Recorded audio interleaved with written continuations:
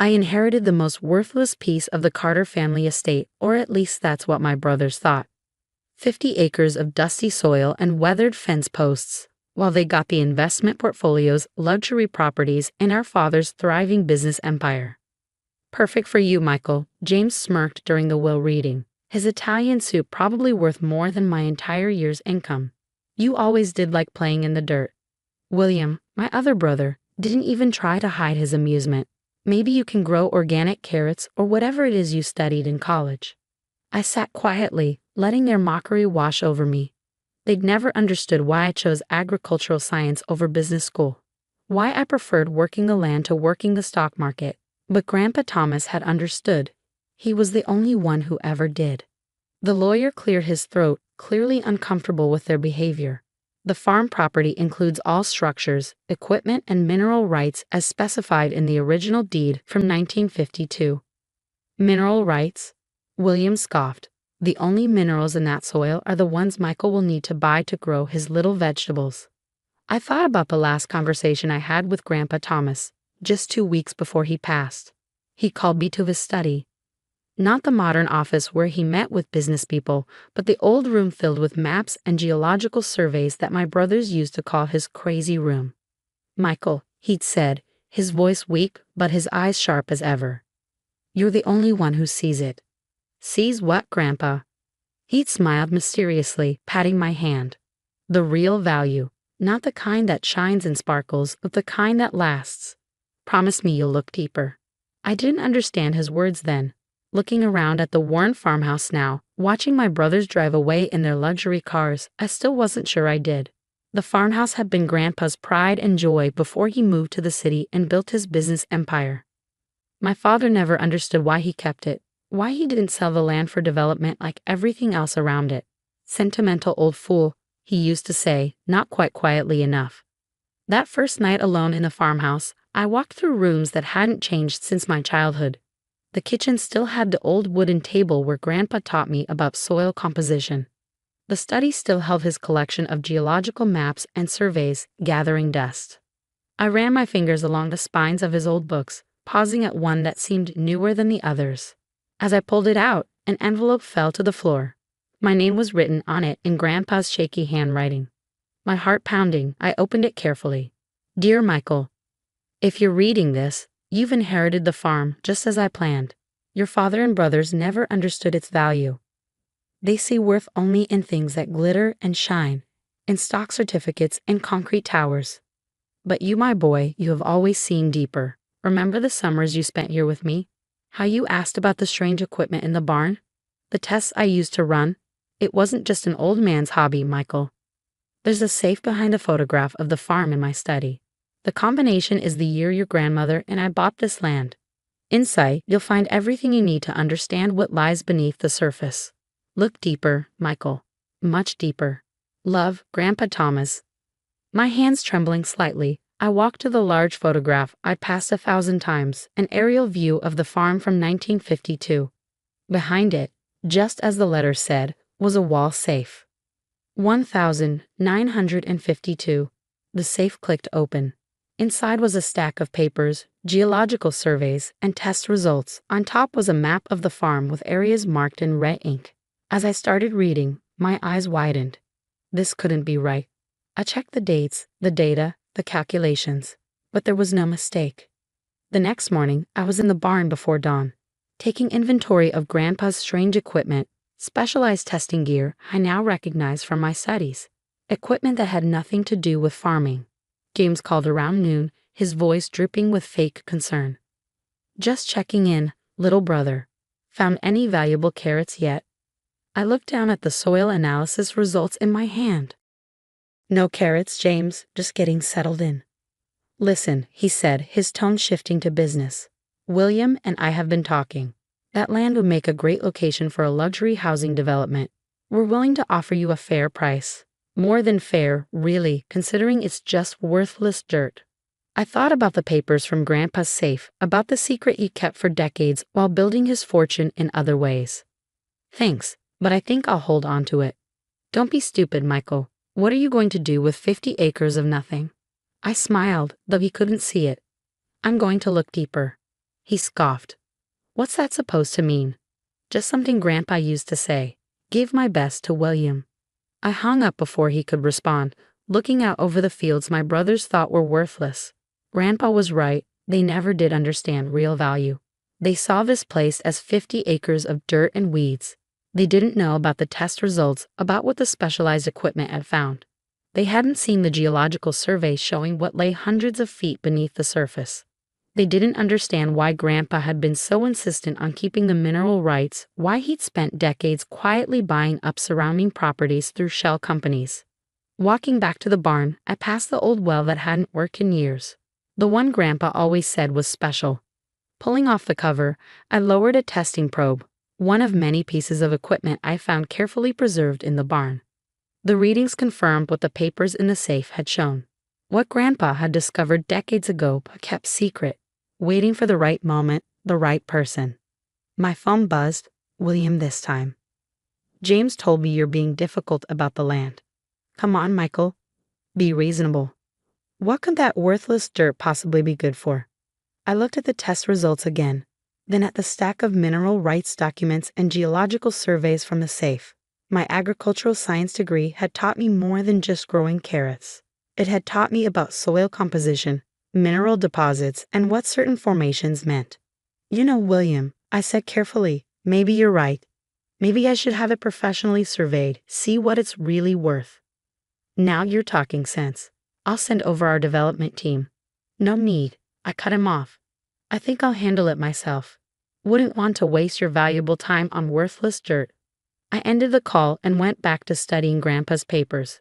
The longer I read, the more I understood why he'd chosen me to inherit the farm. Not because I was the youngest or the least successful or because he felt sorry for me, but because I was the only one who would know what to do with what he found. The only one who would understand the true value of what lay beneath this worthless soil. My brothers had their mansions and sports cars, their investment portfolios and business empires. But Grandpa had left me something far more valuable, if you knew where to look. And I was about to start digging. 6 months can change everything. I stood at the edge of what used to be Grandpa's old cornfield, watching as the drilling equipment pierced deeper into the earth. The team of geologists I'd hired were huddled around their monitors, confirming what Grandpa had discovered decades ago. Mr. Carter, Dr. Peterson called out, waving me over. These readings, they're even better than your initial survey suggested. I nodded, thinking of Grandpa's detailed notes. How much better? We're looking at one of the largest lithium deposits in North America. The concentration levels are unprecedented. Lithium, the essential element for electric vehicle batteries, phones, laptops, and the entire green energy revolution. Grandpa had discovered it back in the 1980s, long before the world realized how valuable it would become. He kept it secret, quietly buying up surrounding properties through shell companies, securing mineral rights, waiting for the right moment, not for himself, but for whoever would understand its true value. My phone buzzed. James again. My brothers had been calling constantly since the drilling equipment arrived. Michael, what the hell are you doing? The neighbors say there's heavy machinery all over the property. Just some geological surveys, I said calmly, trying to understand my inheritance better. Listen, his voice turned smooth, persuasive. William and I have been talking. We'll double our offer for the land. Whatever you're planning, we can help make it more profitable. I watched as another core sample was brought up, rich with the distinctive mineral deposits. I appreciate the offer, James, but I think I can handle it. Don't be stubborn, you're just a farmer. Actually, I cut him off. I'm a geological engineer who specializes in mineral extraction and sustainable land management, but you never bothered to ask what I studied besides playing in the dirt, did you? Silence. Have a good day, James. Give my best to William. 3 days later, they showed up unannounced. I was reviewing contracts in Grandpa's old study when I heard the crunch of tires on gravel. Their matching Mercedes SUVs looked comically out of place next to my dusty pickup truck. James stepped out first, designer shoes immediately coating with dust. William followed, already sweating in his expensive suit. This has gone far enough, James announced as they barged into the house. What are you doing with our family's land? My land, I corrected him mildly. Grandpa left it to me, remember? along with all mineral rights and development privileges. About that, William pulled out a folder. We've had our lawyers review the inheritance. There might be some grounds for challenging. I held up a hand. Before you waste any more of your lawyer's time, you might want to see this. I handed them the preliminary survey results. They read in silence, their faces growing increasingly pale. This can't be right, James stammered. Lithium deposits of this size would be worth billions. I finished for him. About 30 billion according to current market rates. More once extraction begins. William sank into a chair. Grandpa knew. He discovered it 40 years ago, back when you were both too busy mocking him for keeping this worthless farm to notice what he was actually doing out here. I pulled out more papers from Grandpa's safe. He spent decades preparing, buying surrounding land through shell companies, securing water rights, even developing environmentally sustainable extraction methods. He just needed someone who would understand how to use it properly. We're family, James said quickly. We should develop this together. Like you developed the shopping mall that bankrupted half the local businesses, I asked. Or the golf course that drained the county's water supply? They had the grace to look uncomfortable. Grandpa watched how you handled the family business, I continued.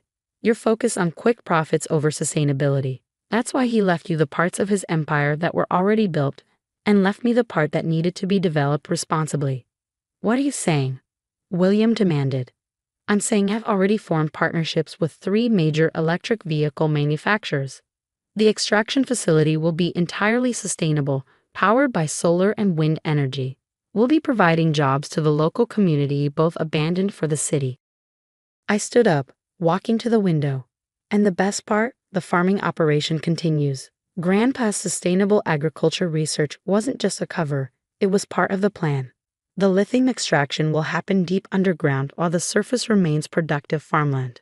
You can't just cut us out, James protested. We're businessmen, we have connections. Your connections mean nothing here. The mineral rights are mine, the permits are approved, and the contracts are signed. Though I'm sure your lawyers can waste a lot of time and money trying to challenge it. William's face had turned an interesting shade of red.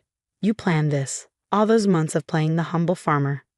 No, I cut him off. Grandpa planned this. I just proved him right about which of his grandchildren could be trusted with his real legacy. They left an hour later, after their threats and attempted bribes had run dry. I watched their expensive cars disappear down the dusty road, kicking up clouds behind them. My phone buzzed. A text from Emily, the environmental engineer I'd been working with on the extraction facility design. Final permits approved. We can begin construction next week. I walked out to the old well where it had all started. The testing equipment was gone now, replaced by state-of-the-art monitoring systems. Soon, this quiet farm would help power the world's transition to clean energy, all while keeping the land productive and healthy. Just as Grandpa had dreamed. 1 month later, I stood on the podium at the groundbreaking ceremony. Local news crews crowded around as I announced the Carter Sustainable Resources Initiative, a project that would bring thousands of jobs and millions in tax revenue to the community. James and William watched from the back, their faces unreadable. They'd given up on legal challenges after their lawyers reviewed Grandpa's ironclad documentation. Now they had to watch as their farmer brother unveiled a multi-billion-dollar operation. After the ceremony, I found a quiet moment to visit Grandpa's grave on the hill overlooking the farm. The wind rustled through the corn that still grew tall around the construction site. You were right, Grandpa, I said softly. The real value isn't in what shines and sparkles. It's in looking deeper. My phone buzzed, another text from Emily. The first test bore had hit the main lithium deposit exactly where Grandpa's surveys had predicted. His calculations, 40 years old, had been perfect. I smiled, remembering all those summers he spent teaching me about soil composition, mineral formations, and the importance of patience. While my brothers played with their expensive toys, I was learning lessons worth billions. Looking out over the farm, I could see the future taking shape. Solar panels would soon line the southern fields, powering the extraction facility hidden underground. The northern pastures would remain agricultural land, proving that progress doesn't have to destroy what came before. A true legacy isn't just about money, it's about understanding value that others can't see. My brothers had inherited the glittering surface of Grandpa's empire. But I had inherited its foundation, the part that would shape the future. They thought they'd gotten the best of the inheritance, But Grandpa knew better. He gave them what they wanted, but he gave me what the world would need. As the sun set over the cornfields, casting long shadows across the construction site, I couldn't help but smile. Sometimes the most valuable things really do lie beneath the surface, whether it's lithium deposits or the quiet wisdom of an old man who saw the future in a patch of worthless dirt. My brothers had their mansions and their luxury cars. But I had something better, a chance to build something lasting, something that mattered. Just like Grandpa always knew I would. After all, the best revenge isn't about getting even. It's about proving them wrong in ways they never saw coming, even if they have to dig really, really deep to understand it.